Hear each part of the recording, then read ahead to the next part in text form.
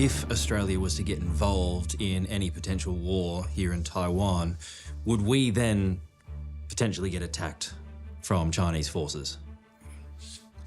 China won't be able to attack Australia unless they have Taiwan. That's for sure. But once Taiwan is done, then Australia could be the next target. From a military point of view then, are we ready for war? I don't think we are.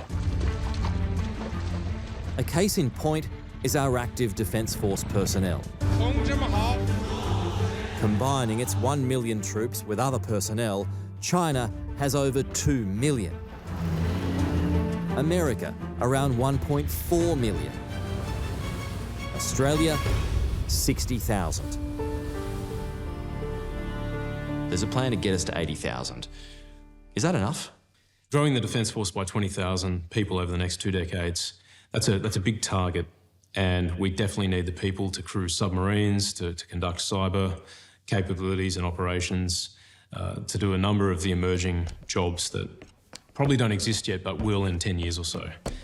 But I think recruitment and then retention is the biggest challenge we face in the Defence Force.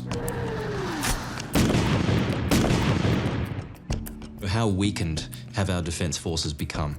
Well, it doesn't take long for a military organisation to lose readiness when it's not able to practice what it does. A more immediate issue for the ADF is its current state of readiness. In recent years, nearly 1/3 of our defence forces have been tied up with natural disasters and the COVID pandemic. When we respond to large-scale disasters here and overseas, it takes away defence assets. And when you have large amphibious ships and large parts of the army cleaning up after floods, fighting bushfires, or overseas, they're not able to train for what is their principal role, which is to be a deterrent against threats against Australia or to respond to those threats in a military way. Right. Whose fault's that?